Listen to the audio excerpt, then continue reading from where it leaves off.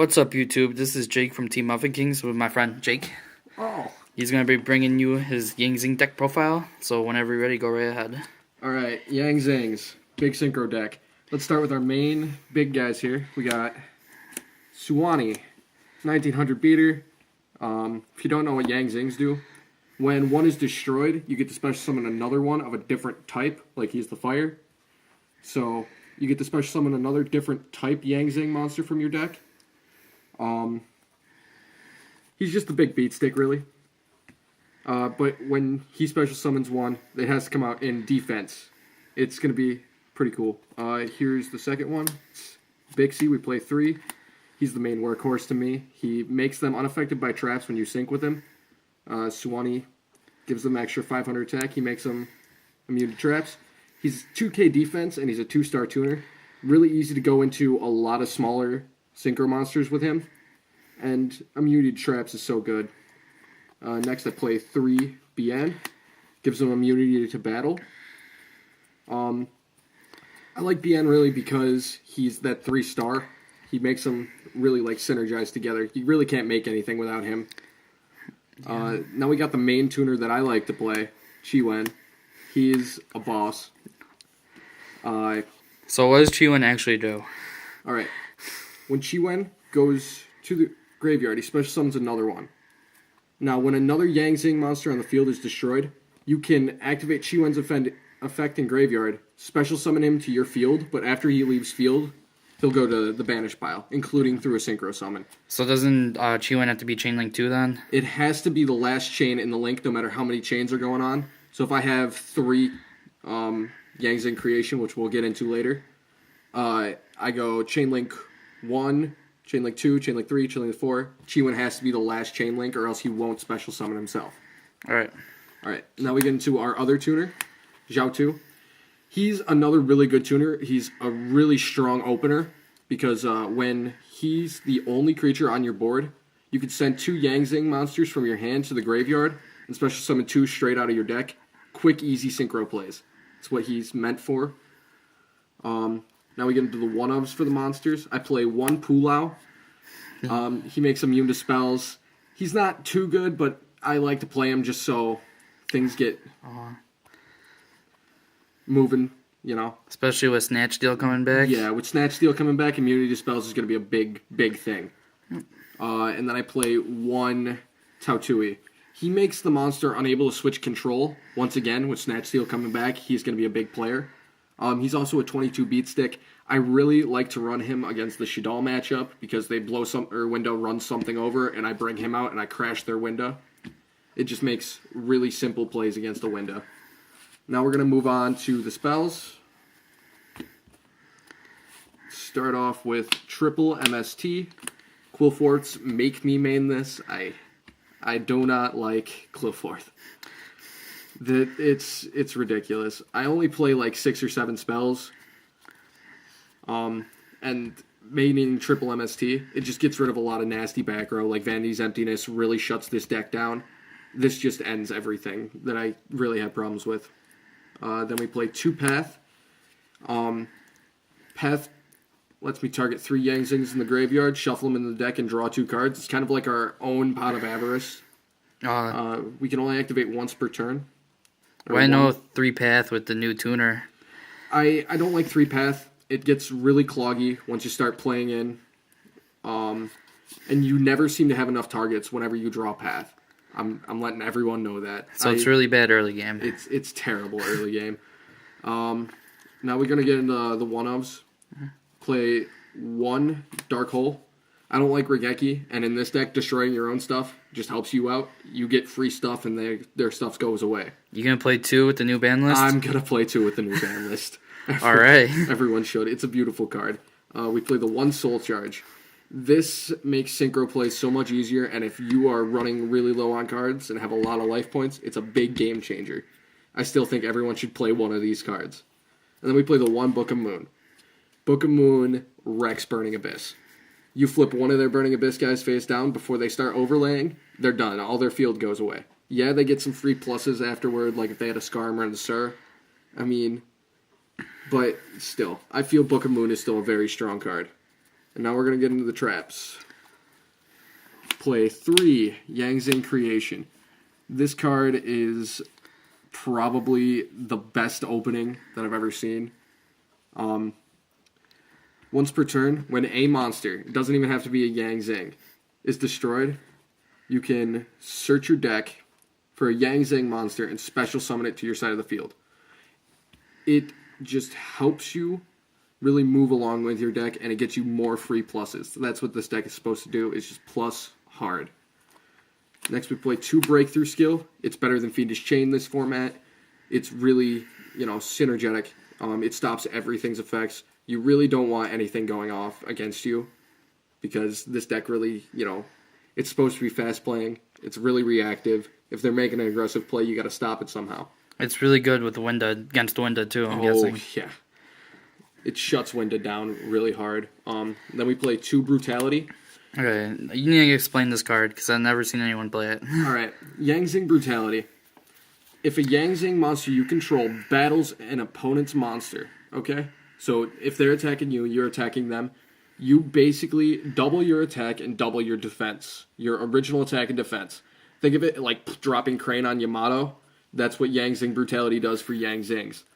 After damage calculation is applied and creatures are destroyed, this will destroy your Yang Zing, so you get another Yang Zing monster to the field.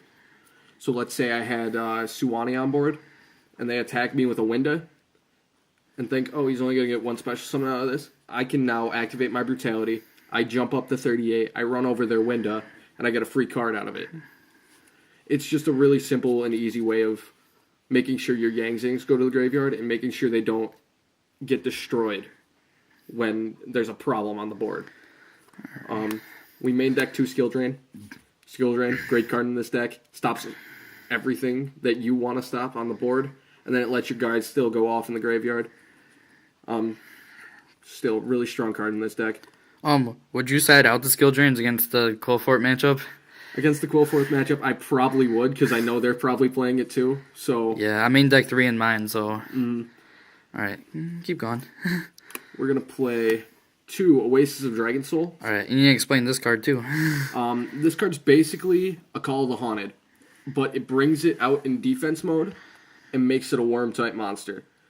For some of the Synchro monsters, they take worm types. I know every creature I play in here is a worm type, like in main board, but in sideboard, if I'm like bringing in a sideboard card, and they get rid of it, it's probably not a worm, is my whole point of this. So bring it out, make it a worm. Easy stuff to go into with a couple of the Synchro monsters. Now we're going to get into all my one-of traps. I play the 1 Call of the Haunted, just in case, he brings out something stupid and I have to bring something big back from my graveyard. I can, and make sure it's in attack mode instead of defense. Yep. Play the 1 Bottomless. Obvious. Compulsory.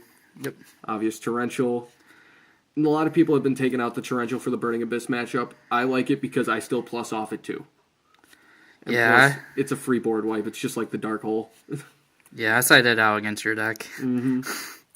And then we're going to play the 1 Solemn Warning. Alright. And now we're going to go on to the extra. Yep. Play 1 Cataster. Good card.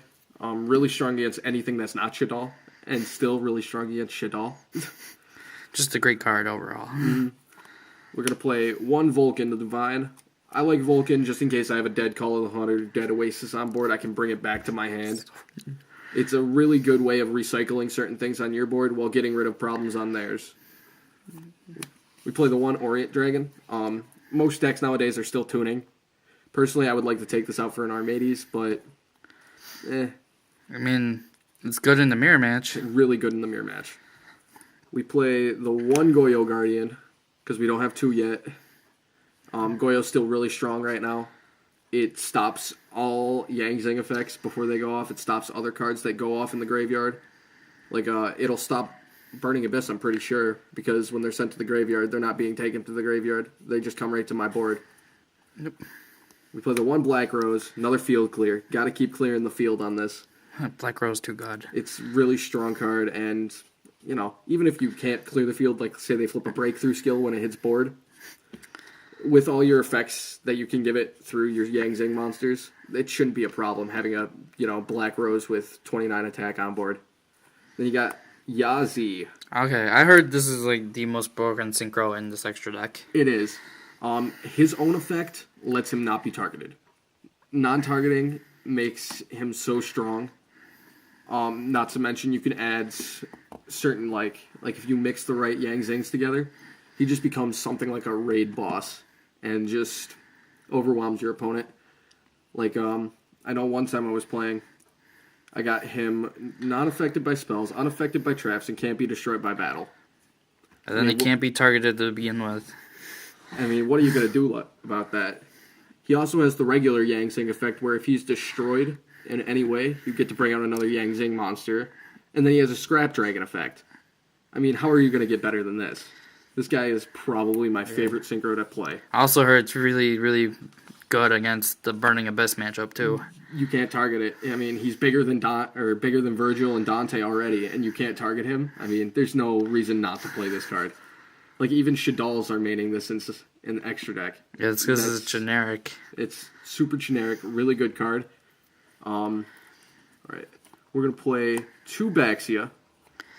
Now, Baxia, on the other hand, is another Yang Zing synchro.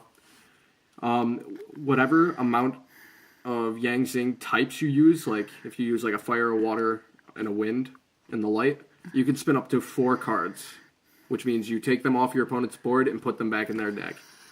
He's really strong. He has another effect where you destroy Yang Zing on your board, target one in your graveyard, special summon the one in your graveyard, and the one on board will still get its effect. I find him to be a really good defensive play because you get to just remove cards off the board. Again, clear the board. Yep. Alright. Play 1, start a Spark Dragon. Beautiful card. Prevents destruction of anything you want. He's really strong. 1 Crimson Blader. Good against basically anything that goes over level 5. If your opponent can't special summon or summon monsters, I mean, he's just really good. We play the 1 Beals because we can finally make it. Beals is so strong in this deck. 2. I want to up it to 2, personally. It's a good card. Beals can't be destroyed by battle, can't be destroyed by card effects. And any damage you take, he gains attack for. So, really strong. We play 1 Mistworm, bounces 3 cards. 2,500 attack. Problem? Yes, everyone has one. Leo, another really good card. Can't be affected. Right? Can't be targeted. Yep, can't be targeted until main phase 2.